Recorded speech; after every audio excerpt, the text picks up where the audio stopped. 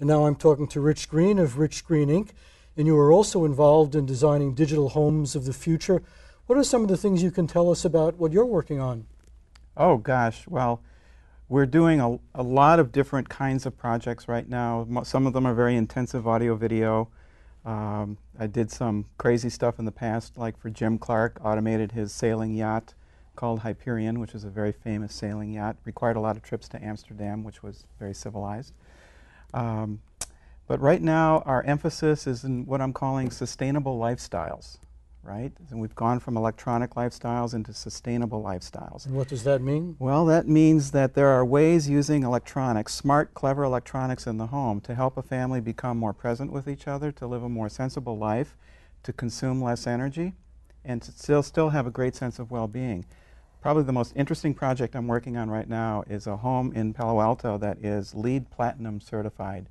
LEED is the Leadership in Energy and Environmental Design under the U.S. Green Building Council. And it's a very rigorous process to design a home so that you're using sustainable, durable materials and employing electronic systems, things like photovoltaic generation, power on the roof, solar, thermal.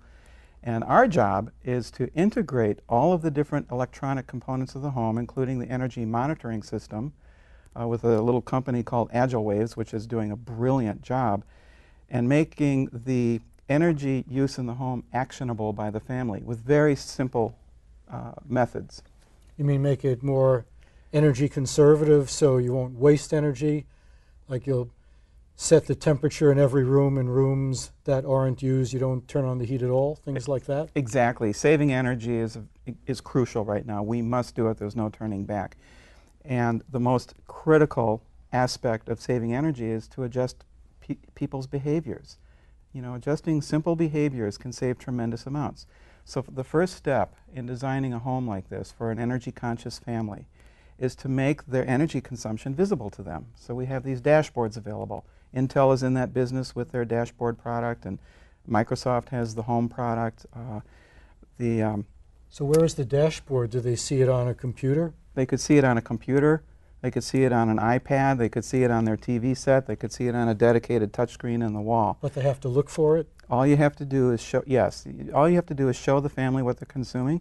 On an average, they'll use 10-15% less energy. Now the next step is to integrate the systems to make it very easy for the family to just stop using things or turn things off when they don't need them. So we're creating these power scenes in our control systems that allow the family, just like touching a lighting scene on a keypad, they can touch a power scene on the keypad that could hibernate an entire part of the home. Let's say the kids go away to college, right?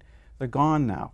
Well, we can close the drapes, turn down the thermostat, kill all the lights, and more importantly, absolutely turn off and kill the power to all the little widgets and electronic gadgets in the kids' rooms, like the PlayStation, the game console, the Apple TV, anything that's got a hard drive, turn off the power so there's no vampire power, as they call it, sucking power. Now you mentioned that this technology might make family members more present with each other. What do you mean by that? Well, beyond saving energy, the digital lifestyle is upon us, right? And so the family is already used to having mobile devices, very powerful mobile devices in the form of the Droid, the iPhone, etc., in their pocket. Now we have iPads scattered about, which are very powerful control interfaces. What turns me on is to take these technologies and help a family stay present with each other. To stay present with the ones you care about, your loved ones, even if it's at a distance. So mobility is a tremendous social presence technology.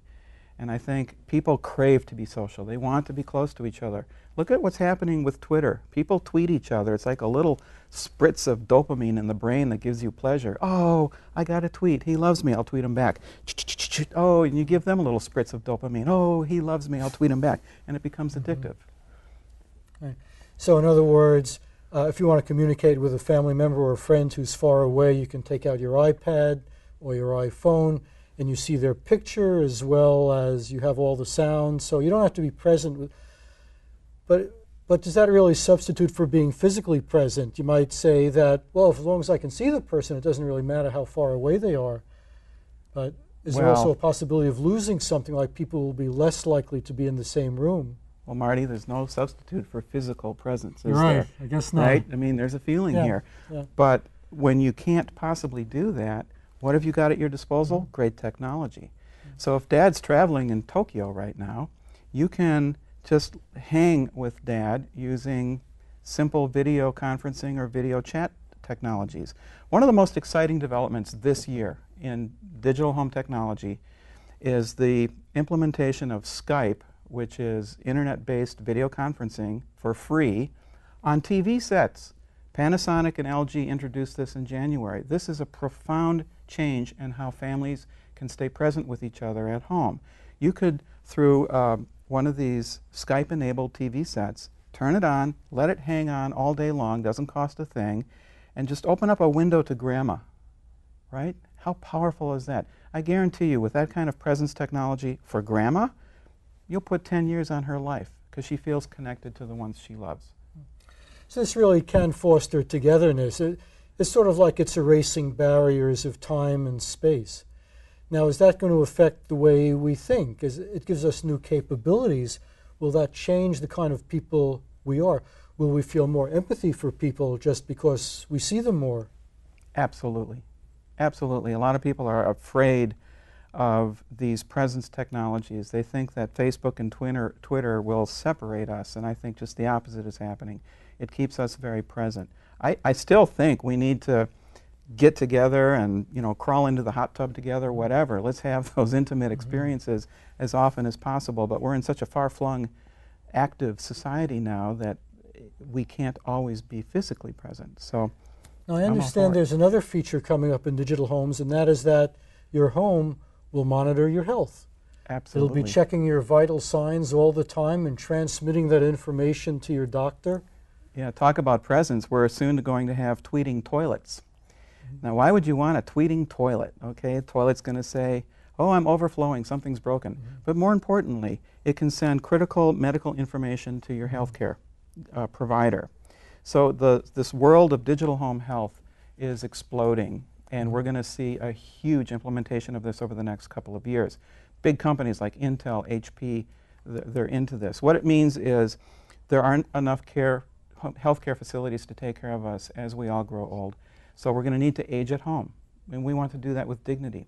So with the very same digital technologies that we have for sensing cameras, a get-out-of-bed sensor, a medicine chest sensor, we can detect if Grandma got out of bed, if she's following her normal routine, where she is in the house, if she left the door open, if she left the air conditioner on, if she took her meds, and if she's using the toilet. I think these are crucial technologies, and I believe that it's an important component of the sustainable lifestyle that I think is the crucial new dimension of the industry that I represent. Will we have to get by with a lot less privacy in the future? It sounds like if your house is monitoring you all the time, maybe you're revealing more than you might want to. Well, absolutely, and let's hope it's an opt-in technology. I'm actually scared about this, and one of the areas that I'm researching right now is in security and privacy. This is another exploding phenomenon. We've already seen the Facebook phenomenon where people are revealing information that they probably shouldn't to the public. But more importantly, these little digital devices, these widgets and sensors and cameras all over the house, well, they just sit on the network. That network can be hacked into. It can be probed.